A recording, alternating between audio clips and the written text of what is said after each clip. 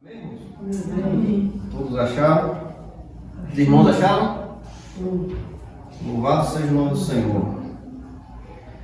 Josué, capítulo 7, versículo 5.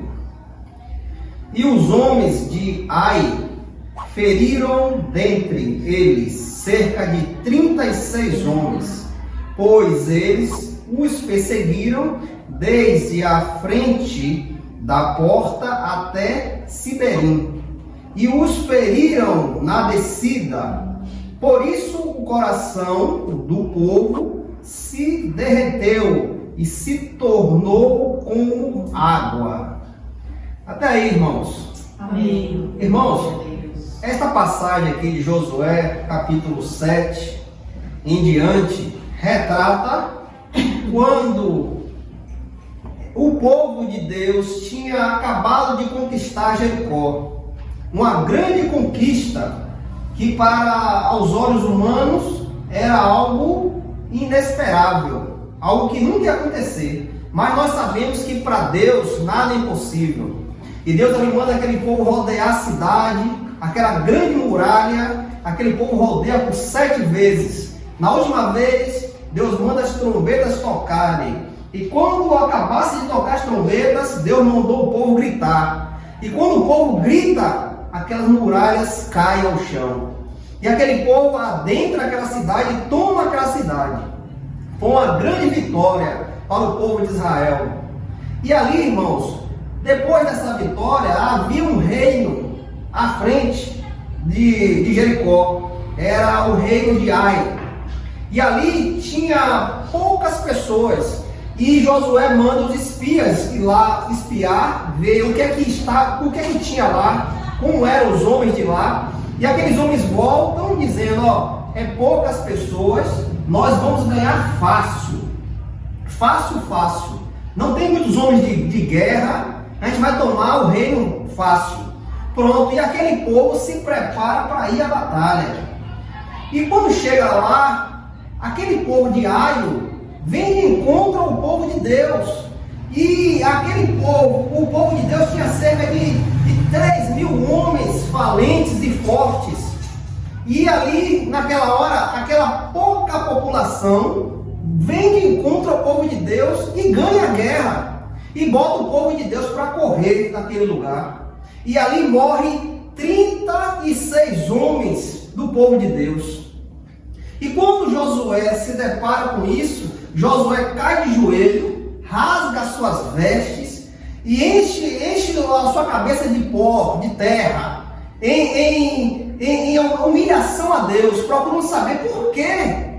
Devido a uma grande batalha que o povo de Deus ganhou, e agora uma pequena batalha o povo perdeu, por que isso? E ali Josué se humilha diante de Deus, se lança, e ali Josué vem e fala a Deus. Josué capítulo 7, versículo 7 ao 9.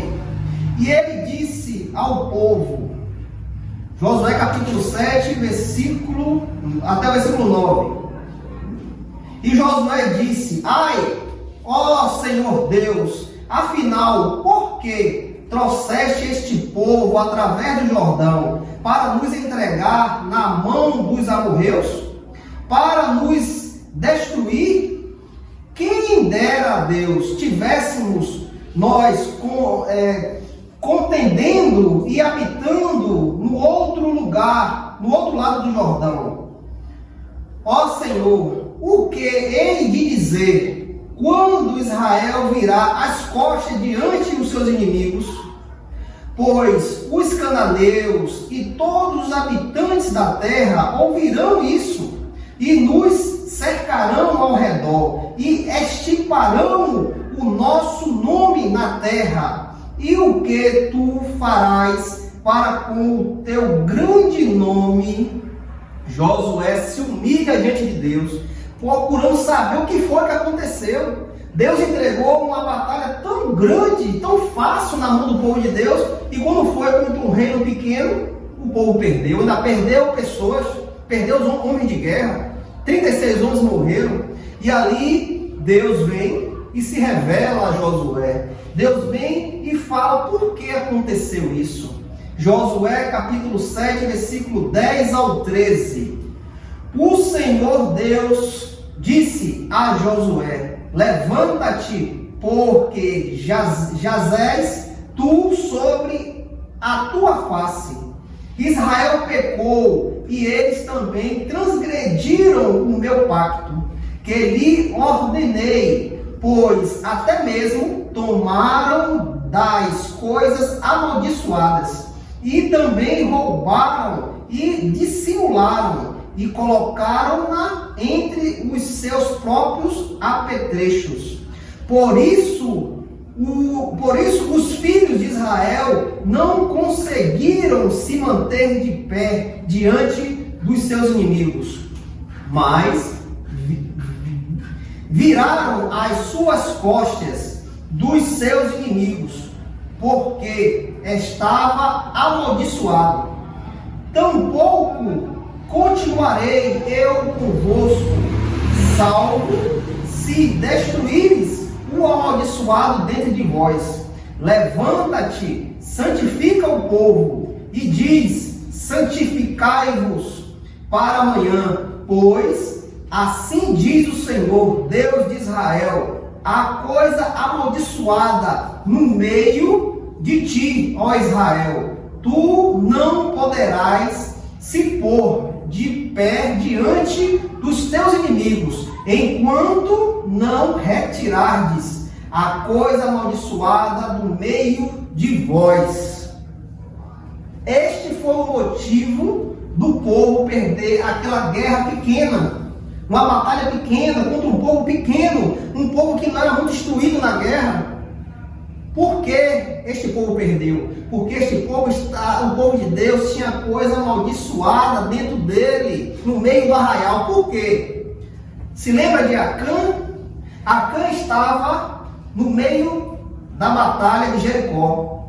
Acã entra ali dentro do cerco de Jericó. E Acã sabia que não poderia pegar nada dali, porque era tudo amaldiçoado.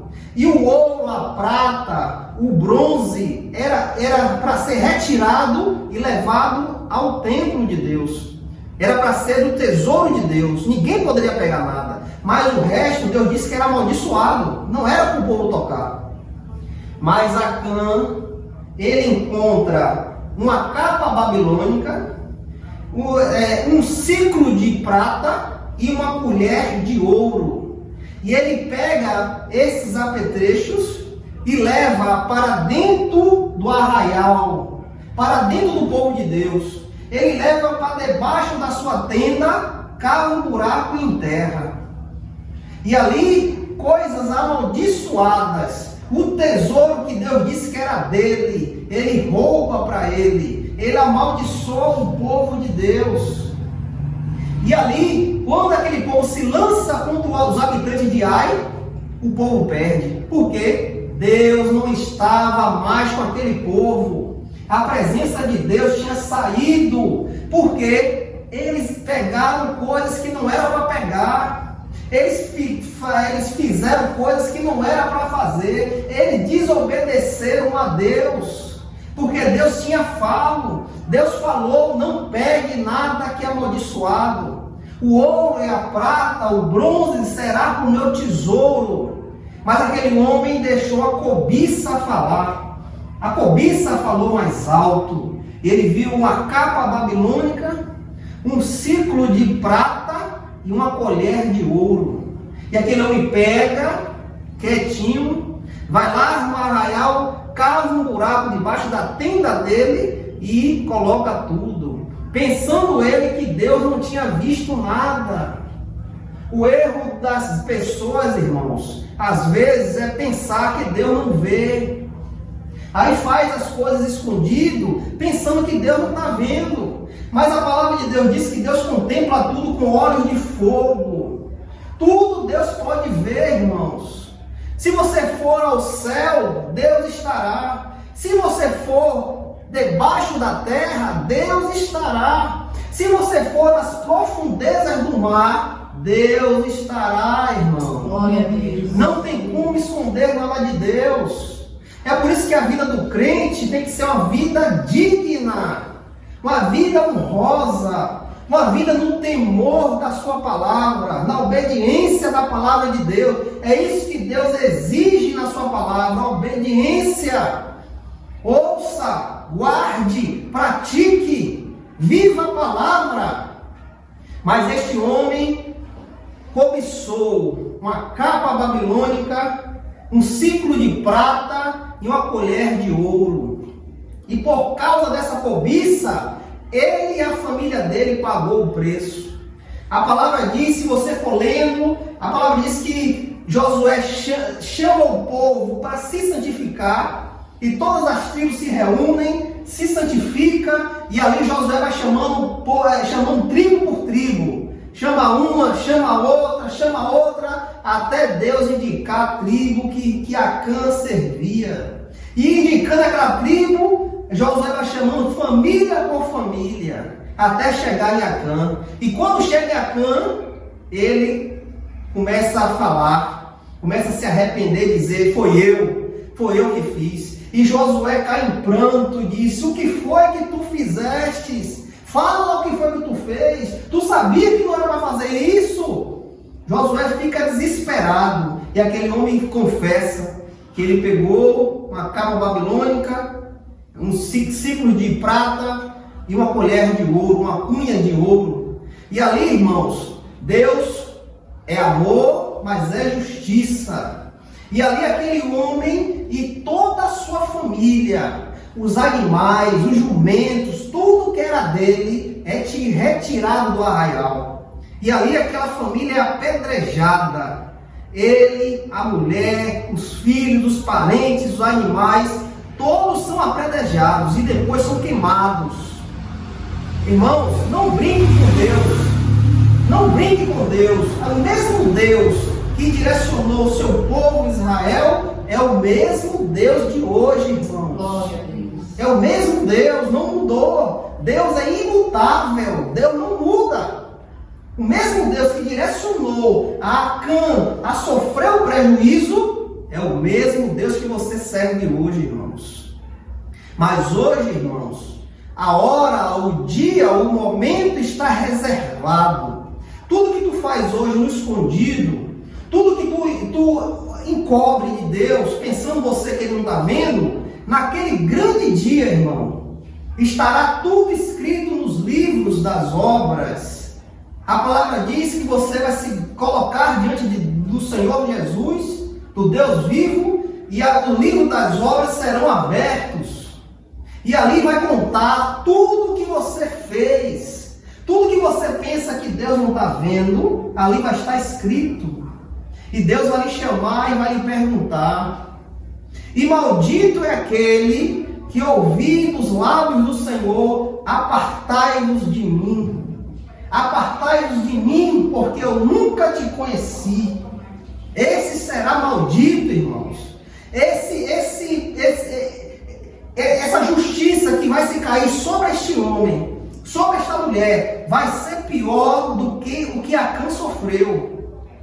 Vai ser pior, porque esse julgamento que o Senhor vai impor diante daquele que não está digno aos olhos de Deus, diante daqueles que não servem ao Senhor, que servem a outros deuses, diante daqueles que não submeteram a sua palavra, esse julgamento será pior, será lançado no lago de fogo, onde está reservado para o diabo, os seus demônios e o falso profeta. Então, irmãos, abre os olhos, irmãos. Essa passagem vem nos esclarecer, abrir nossos olhos, porque nada que se faz encoberto fica encoberto, irmãos. Você pode me enganar, eu não enxergo, eu não posso ver. Nesse exato momento, seu coração pode estar falando algo, coisa completamente diferente do que nós estamos expondo aqui. Seu coração pode estar pedindo o pecado. Eu não posso ver. Eu não vejo, mas Deus contempla, porque Ele sonda o coração, esquadrilha os rins, nada fica encoberto diante do Senhor. Então aqui, irmãos, Acã pensou em enganar a Deus. Acã pensou que ia se dar bem. Como hoje muitas pessoas querem se dar bem, mas não querem servir a Deus. Às vezes está na posição de um servo de Deus, mas quer se dar bem. Quer se dar bem. E este bem, irmãos, que você pensa que é bem, lá no final vai gerar morte. Vai gerar morte, irmãos. Juízes, capítulo 16, versículo 1 ao 31, ali fala de Sansão, o homem que foi escolhido no ventre da sua mãe. Antes mesmo de ser formado, ele já foi escolhido para ser juiz de Israel. Ele tinha um mandato, ele tinha uma trajetória, ele não poderia sair dessa trajetória, mas este homem preferiu viver o mundo.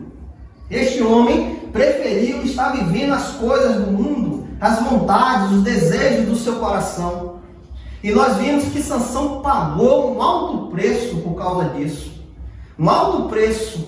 Este homem se lançou a mulheres que não eram do arraial dele. Este homem bebeu, este homem tocou em cadáver.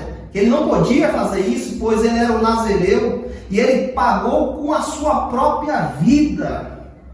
Este homem poderia ter uma vida esplêndida servindo a Deus, mas ele preferiu matar a vontade do seu coração, se lançar aos seus desejos, e ele paga tudo isso com a sua vida. Glória a Deus que este homem se arrepende no cativeiro e Deus restitui aquele homem, mas restituiu, mas a vida dele foi embora junto com os filisteus. Será que nós vamos precisar disso? Será que nós vamos ter que perder a vida ou servir ao nosso Senhor? Será?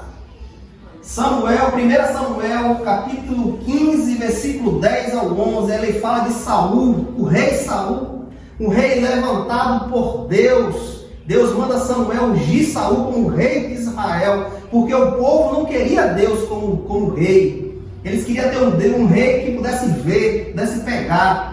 Então Deus vai lá e manda Samuel levantar Saul. Mas aquele homem, em vez de fazer a vontade de Deus, aquele homem começou a fazer tudo errado, tudo contra a vontade de Deus. Aquele homem vai ao templo e oferece sacrifício a Deus, algo que só o sacerdote poderia fazer. Nenhum homem mais poderia apresentar sacrifício a Deus, só o sacerdote. E aquele homem passa por cima da lei e vai apresentar sacerdote, pega contra Deus. Este homem se lança à sua vontade. Quando ele invade o reino, o reino de Agar, Deus disse que não é para ele pegar nada dali e matar aquele rei, porque aquele rei era um pecador, aquele rei era contra Deus. Deus dá uma ordem a ele, acabe com tudo. Mas aquele homem vai, deixa o rei vivo, ainda pega os melhores gados, as melhores ovelhas e traz para dentro de Israel. Aquele homem peca contra Deus, desobediência. E quando Samuel fala com ele, ele diz: não, isso aí é para Deus, é para sacrifício de Deus. E Samuel diz: Deus se agrada de gordura de animais ou da obediência do seu servo? Irmãos, e ainda continua. Quando Samuel morre, este homem fica desesperado e ele vai até uma feiticeira e vai invocar o espírito de Samuel. Ele faz uma ligação, irmãos, com coisa amaldiçoada, coisa que Deus rejeitava. E ele foi para falar com mortos, com gente que já morreu. Ele se lança a uma mulher, uma feiticeira, e ali pede para aquela mulher invocar o espírito de Samuel. Aquele homem continua desobedecendo a Deus. Este homem chega num quadro que Deus rejeita este homem. Deus rejeita devido ao pecado, irmãos. Irmãos, nós que conhecemos ao Senhor, devemos andar como o Senhor nos ordena, irmãos. Nós não devemos, irmãos, se associar com coisas que não é de Deus, coisas que não tem nada a ver com Deus. Por quê, irmãos? Hoje, nós somos templo do Espírito Santo de Deus. O Espírito Santo de Deus mora em cada um de nós. Desde aquele momento que nós fizemos uma aliança com o Senhor Jesus, o seu Espírito vem sobre nós e nós passamos a ser templo do Espírito Santo de Deus. E será que Deus irá se agradar com você que peca? Será que Deus vai se agradar com aquele que pratica coisas erradas? Será que o Espírito que está em você vai se agradar disso? Se ele é santo, se o Espírito Santo é Deus, é o próprio Deus, é santo, como é que você vai andar em pecado, vai andar em erro? Se você é templo do Espírito, será que esse Espírito vai falar mais com você? Será que ele vai lhe conduzir mais? Se sua carne está inclinando ao pecado, ao erro, às suas vontades, os seus desejos, será que esse Espírito vai estar em você? Lembre que Sansão, quando precisou de Deus, porque o Espírito Santo se manifestava pela força. Quando aquele homem precisou da força, o Espírito de Deus não estava mais com ele.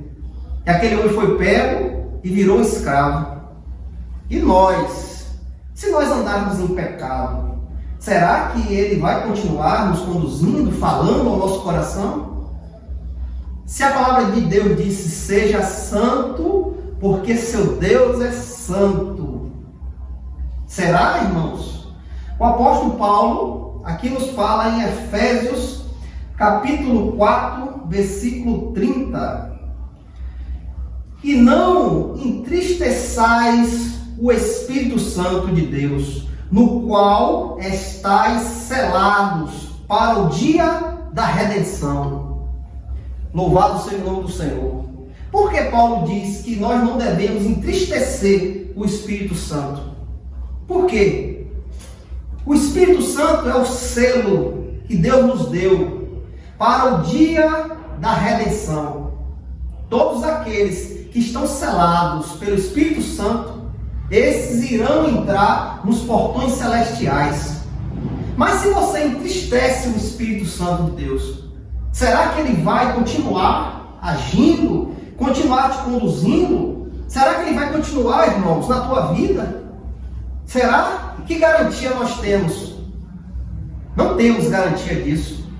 Nós só podemos nos inclinar à palavra de Deus e estar submetidos à palavra do Senhor, irmãos. 1 Tessalonicenses, Paulo continua falando, não apagueis o Espírito.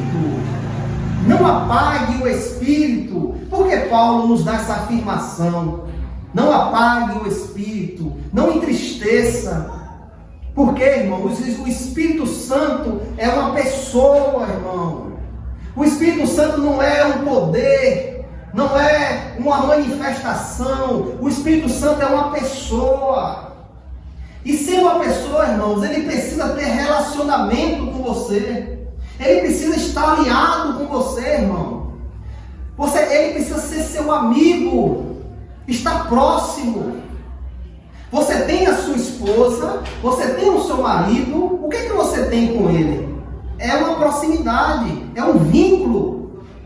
É algo que você, há tempo em tempo, foi construindo, e agora você tem um vínculo com o seu marido, tem um vínculo com sua esposa, e vocês andam juntos. Tudo que acontece é vocês dois. Tudo que vem acontecer é vocês dois que decidem. Tem um certo laço. É isso que o Espírito de Deus requer de cada um de nós, irmãos. Um laço, uma amizade, um andar junto, irmãos. É por isso que Paulo diz, não entristeceis o Espírito Santo, porque ele é uma pessoa. Assim como você fica triste quando recebe uma notícia que você não esperava, você não entristece, fica triste, fica abatido. Mesma coisa é o Espírito Santo de Deus. Quando você peca, quando você erra, quando você fala algo que não é para se falar, que não procede de um crente, isso entristece o Espírito. E pode se chegar o momento de apagar o Espírito e ele não falar mais com você. O apóstolo Paulo fala em Efésios capítulo 4, versículo 22. Quanto ao procedimento anterior, vós despojeis do velho homem, que é corrompido segundo as concupiscências do engano, e vos renoveis no espírito da vossa mente, e vos revistais no novo homem, que, segundo Deus, é criado em justiça, verdade e santidade. O que é que Paulo quer nos dizer? O velho homem, a velha mulher, quando encontrou a Cristo, ficou para trás, irmão. Isso você tem que se despojar, você tem que largar tudo isso para trás. E agora você tem que se renovar na mente que Cristo te deu agora. Somos renovados na mente de Cristo. E agora revestidos pelo novo homem, pela nova mulher que Cristo renovou. A metanoia, irmãos, quando conhecemos a Cristo, a mudança de mente. Não pensamos como pensamos antes. Agora nossa mente foi renovada. Nascemos de novo. E agora andamos em justiça, verdade e santidade. Glória a Deus, irmãos. Glória a Deus, louvado seja o nome do Senhor, irmãos. E o que é que nós agora, irmãos, devemos fazer? Renovados. Tudo novo. Cristo renovou tudo, nos fez nascer novamente. Efésios capítulo 5, versículo 18 a 21. Louvado seja o nome do Senhor. E não vos embriagueis com vinho, no qual há excesso, mas enchei-vos do Espírito, falando entre vós com salmos, e hinos, e cânticos espirituais, cantando e louvando ao Senhor no vosso coração, dando sempre graça por todas as coisas a Deus e Pai, em nome de nosso Senhor Jesus Cristo. É isso, irmãos, que agora renovados, modificados, transformados em Cristo Jesus, irmãos, devemos andar. Não mais, irmãos, se embriagando com vinho, porque o vinho te leva ao excesso, te leva a tirar sua mente e você vai fazer coisa que você nem sabe. Mas agora, irmãos, se enchendo do Espírito Santo de Deus, andando cheio do Espírito, buscando a Deus a todo momento, dando sempre graças a Deus por todas as coisas, em nome de Jesus, falando entre vós com salmos, hinos, cânticos espirituais, cantando e louvando ao Senhor no vosso coração, em nome de Jesus. Louvado seja o nome do Senhor, irmãos. Glória a Deus. Louvado seja o nome do nosso Deus. É isso, irmãos, que devemos fazer. O que passou, irmãos, ficou para trás. Isso aí não vai voltar mais, porque agora você é um novo homem, você é uma nova mulher, você foi renovado em Cristo Jesus. O seu proceder, irmãos, tem que falar bênção. Tudo que você fizer agora é para abençoar, irmãos. As palavras que você falava antigamente não provém mais de tua boca. Tua boca agora é lugar de bênção, de abençoar, de cantar, de louvar ao Senhor, irmãos. Não volte atrás. Tudo que se passou, deixe para trás. A palavra de Deus diz: aquele que colocou a mão no arado não é digno de olhar para trás. A tua aliança com Cristo vale mais do que tudo nesta vida. Muitos ainda estão buscando ouro, buscando prata. Mas fique sabendo, irmãos, que esse ouro, essa prata é corruptível, vai acabar. Jesus diz, buscai tesouro no céu, ajuntai tesouro no céu, porque o tesouro no céu, irmãos, não corrompe, a traça, a ferrugem não corrompe, o ladrão não mina, não rouba. Guardai tesouro lá, irmãos, lá em cima, na glória, para onde nós estamos caminhando. Para onde nós estamos caminhando, irmãos. Guarda a tua vida no Senhor. Deixa tudo para trás. A colher, a capa babilônica, o ciclo de prata, a cunha de ouro. Deixa lá, irmãos. Deus disse para tu não pegar não, larga lá. Larga lá, irmãos. Faz a vontade do teu Senhor e espera ansiosamente pela volta do Senhor. Espera, se guarda, porque Paulo disse que nós fomos selados para o dia da redenção. Para o dia da nossa redenção, nós somos selados. E não entristeceis o Espírito Santo de Deus, no qual estáis selados para o dia da redenção. Que dia é esse da redenção? O dia da volta do nosso Senhor. Você está selado. O Espírito Santo habita em tua vida, habita dentro de ti, para te guardar para o grandioso dia do Senhor, o dia da sua redenção, aonde seremos chamados para o nosso Deus. E lá, irmãos, seremos glorificados, teremos um corpo semelhante ao do nosso Senhor. Mas tudo isso você só vai obter se tu permanecer digno ao Senhor. Se tu permanecer obediente à sua palavra. Se tu, quando vê a capa babilônica, o ciclo de prata, a cunha de ouro, e largar lá, não trazer para você, larga lá, isso não te pertence. Glória a Deus. Olha para o teu Senhor e Salvador Jesus Cristo, em nome de Jesus. Que esta palavra fique no coração dos irmãos. Glória em nome de Jesus. Louvado seja o nome do Senhor.